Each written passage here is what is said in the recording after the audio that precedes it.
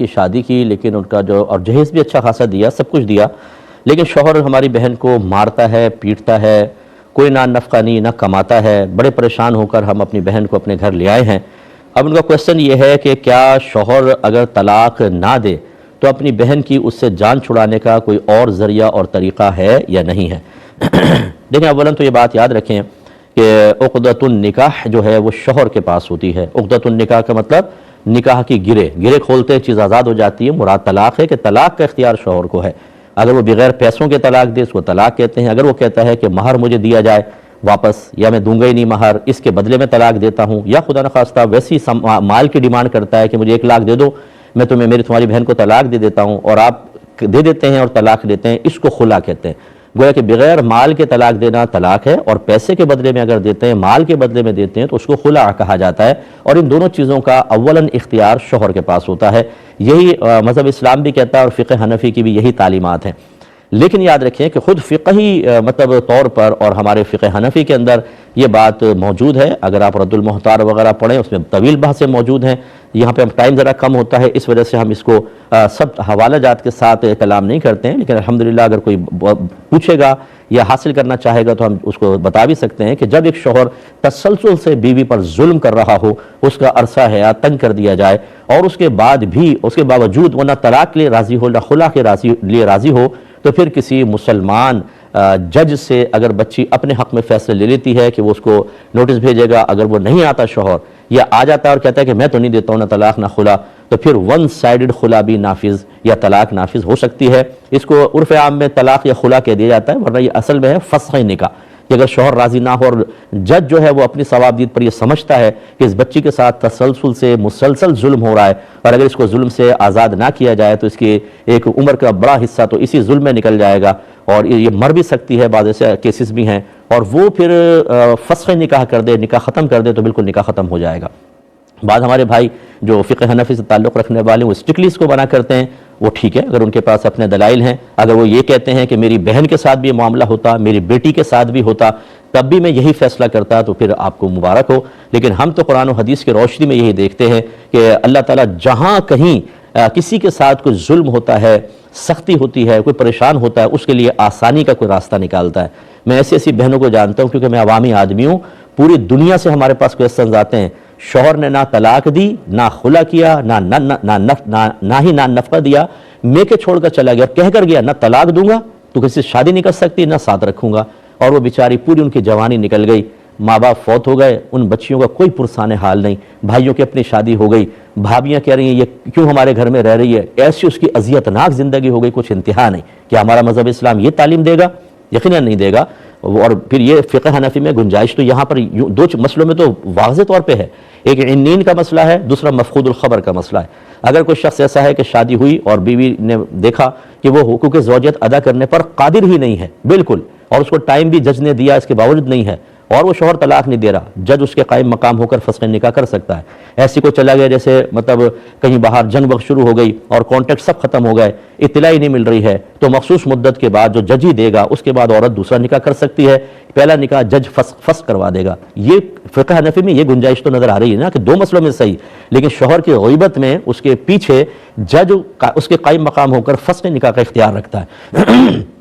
تو ہمارے فقہ حنفی میں اس کی مزید گنجائش موجود ہے۔ میں کہتا ہوں آپ مطالعہ کریں اور کسی کی دوسروں کی بچیوں کو سخت مسئلے بتا کر ان کی زندگی تباہ نہ کریں۔ آج کل اس قدر مشکل حالات ہیں، ایک بچی اپنا گھر بار چھوڑ کر یہاں آ کے بیٹھ جاتی ہے، میکے میں آ جاتی ہے، ان کا اپنا گزارا نہیں ہو رہا ہوتا، بڑے مسائل ہوتے ہیں، پھر وہ اگر وہاں سے نہیں فارغ ہوگی تو اگلی شادی کیسے کریں گے؟ اور پھر اگر بابا بیچارے روزانہ ڈپریسڈ ہوتے رہتے ہیں کہ اگر آج ہمارا انتقال ہو جاتا ہے ہماری اس بچی کا کیا بنے گا؟ بڑے مسائل ہیں۔ اس لیے جہاں شریعت گنجائش دیتی ہے وہاں، ہاں یہ بعض اوقات ایسا ہوتا ہے کہ وکلاء یہ مشورہ دیتے ہیں، ہر وکیل نہیں کرتا لیکن بعض وکیل یہ مشورہ دیتے ہیں، معمولی سی چیزیں ہوتی ہیں، کہتے ہیں کہ دیکھو تمہیں اس معمولی چیز کے ساتھ اگر کیس کرو گی تو جج کبھی بھی تمہیں فسخ نکاح نہیں کروائے گا یا فسخ نکاح نہیں کرے گا، تم جھوٹ بولو، کہو کہ شوہر عورتوں سے رابطہ رکھتا تھا، جوا کھیلتا تھا، مارتا تھا، پیٹتا تھا، یوں جھوٹ کروا کے پھر وہ سامنے پیش کر کے جج سے فسخ نکاح لے لیتے ہیں، یہ فسخ نکاح نافذ نہیں ہوگا۔ یہ میں اس صورت کا صرف ذکر کر رہا ہوں جس میں واقعی بچی پر ظلم و ستم ہو۔ میں نے شاید پہلے بھی بتایا تھا، مجھے لاہور ایئرپورٹ پہ ایک شخص ملا جو ایک بچی کو لے کر آ رہا تھا جو چل بھی نہیں سکتی تھی صحیح، اس نے بتایا یہ میری کزن ہے اور اس کے شوہر نے مال حاصل کرنے کے لیے اس کو زنجیروں میں باندھا ہوا تھا اور اس کو اتنا مارا کہ اس کے کانوں سے خون نکل آیا تھا. پھر وہ کسی طرح پتہ چلا, گئے اور بچی کو چھڑا کر لے کر آئے. ایسا ظلم ہو رہا ہے دنیا کے اندر. آپ مجھ سے میرے ساتھ بیٹھے, میں آپ کو دکھاتا ہوں اپنے موبائل کے اندر کیسے کیسے جو یہ مرد حضرات ہیں وہ اسی قسم کی فتووں کو بنیاد بنا کر, ان کو ڈھال بنا کر, اس کی دیوار کے پیچھے چھپ کر اپنے لیے ظلم کو بالکل آسان کیے ہوئے ہیں. ایسا نہیں ہونا چاہیے. اگر میری بچی کے ساتھ معاملہ ہو پھر تو میرا ذہن فوراً بنے گا, کسی اور کی بچی کے ساتھ ہوگا میرا ذہن وہاں بھی بنے گا, اس لیے کہ یہ مذہب میرا نہیں ہے, شریعت میری نہیں ہے, بلکہ اللہ اس کے رسول کی ہے. اور ہم ہم علماء کو اللہ تعالیٰ اس کے رسول اختیار دیتے ہیں اس قسم کے معاملات میں. یا ایھا الذین آمنوا اطیعوا اللہ واطیعوا الرسول واولی الامر منکم, اے ایمان والو اللہ کا حکم مانو, اس کے رسول کی اطاعت کرو اور ان لوگوں کا حکم مانو جو تم میں حکم والے ہیں. اور مفتابی قول کے مطابق اس سے وہ مراد ہیں جو مجتہدین ہوں, علماء کرام, مفتیان کرام, جو لوگوں کو مسائل سکھاتے ہیں, احکام بیان کرتے ہیں, ان کی اصلاح اور تربیت کا فریضہ سر انجام دیتے ہیں. تو بہرحال اگر واقعی کوئی ویلڈ ریزنز ہیں تو پہلے لیکن میں مشورہ یہ دوں گا کہ آپ کسی قریبی دارالعلوم سے اس پہ فتویٰ لیں, اس کی روشنی میں اگلے اقدامات کریں. انشاءاللہ اگر کوئی مفتی صاحب اجازت دے دیتے ہیں تو آپ کے لیے بالکل جان چھڑانا شرعاً جائز ہوگا. یہ کہتے ہیں انشاءاللہ اگر کوئی مفتی صاحب اجازت دے دیتے ہیں تو آپ کے لیے بالکل جان چھڑانا شرعاً جائز ہوگا. یہ کہتے ہیں کہ ایک بچے نے پوچھا کہ دور حاضر میں ہمارے خاندان میں ایسا ہوتا ہے کہ کزنز آپس میں ہینڈ شیک کرتے ہیں, ہاتھ ملاتے ہیں, تو فیمیل کزنز بھی ہاتھ بڑھا دیتی ہیں. انہوں نے اپنی عمر بتائی کہ میں 16 سال کا ہوں, تو کیا میں ہینڈ شیک کر سکتا ہوں؟ ایسی میری چاچی تائی جو ہیں وہ آگے بڑھ کر ہاتھ بڑھا دیتی ہیں, ہمارے ہاں رواج ہے ان سے, اور اس طرح وہ پیار بھی کر لیتی ہیں, جیسے ماتھے پہ یا سر پہ بوسہ دے دینا. بڑی بوڑھیاں ہوتی ہیں جیسے یا بڑی عمر کی ہوتی ہیں تو وہ اس طرح کر لیتی ہیں, تو کیا میرے لیے شرعاً صحیح ہے؟ اور پھر کہتا ہے اگر ہم منع کریں تو خوف یہ ہے کہ رشتوں میں دراڑ پڑ جائے گی, کیا حکم شرع؟ دیکھیں, رشتوں میں دراڑ کا خیال نہ کریں.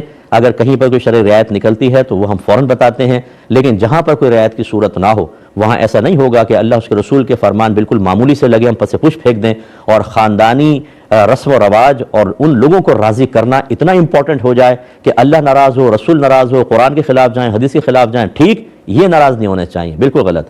جب نبی کریم صلی اللہ علیہ وسلم نے مکہ المکرمہ میں اعلان نبوت فرمایا اور کثیر صحابہ کرام آپ پر ایمان لاتے چلے گئے, بتائیے رشتوں میں دراڑ پڑی تھی کہ نہیں پڑی تھی؟ کسی کا باپ مخالف, کسی کی ماں, برادری دور ہو گئی, کاروباری ڈیل کرنے والے دور ہو گئے, کسی کی بیوی وہیں رہ گئی, بچے وہیں رہ گئے, وہ ہجرت کر کے یہاں تشریف لے آئے. انہوں نے تو نہیں دیکھا کہ رشتوں میں دراڑ پڑ رہی ہے. تو اس قسم کے معاملات میں اس طرح کی مدارات کا لحاظ نہیں کیا جاتا کہ جی یہ اور وہ یہ ناراض ہو جائیں گے, وہ ہو جائیں تو ہو جائیں. اللہ تبارک و تعالیٰ کی معصیت میں کسی مخلوق کی اطاعت جائز نہیں. اگر فرض کر لیں آپ کے گھر کے بڑے کہتے ہیں بیٹا یہ رسم و رواج ہمارے یہاں چلتا ہے, ہم تمہیں کہہ رہے ہیں نہ کرو, تو دائرہ میں رہ کے پوچھیں کہ آپ کہہ رہے ہیں تو میں کروں, اور اللہ رسول منع کر رہے ہیں تو نہ کروں. بتا دیں, آپ کہہ دیں کہ میں اللہ رسول سے زیادہ امپورٹنس رکھتا ہوں اور میرا حکم اللہ رسول کے حکم سے بھی فوق ہے.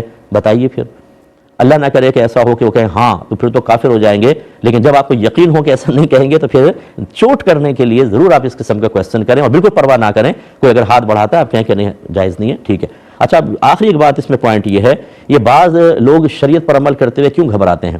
وجہ اس کی یہ ہے کہ ہم بعض چیزوں میں شریعت کو فالو کر رہے ہوتے ہیں, جہاں پر ہمیں آسان سا لگ رہا ہوتا ہے, وہاں غیرت بھی ہماری جوان ہوتی ہے, تقویٰ بھی نظر آتا ہے, اور بہت سارے دیگر امور میں علانیہ طور پہ ہم خود شریعت کی مخالفت کر رہے ہوتے ہیں. تو وہ نوجوان سوچتا ہے کہ اگر میں ان کو کچھ کہوں گا تو وہی کہیں گے کہ یہاں تمہیں شریعت یاد آ گئی, وہاں یاد کیوں نہیں آئی, تو اس لیے خاموش ہو جاؤ. مسئلہ پھر یہی ہوتا ہے کہ ہم خود پوری شریعت پر عمل نہیں کر رہے ہوتے.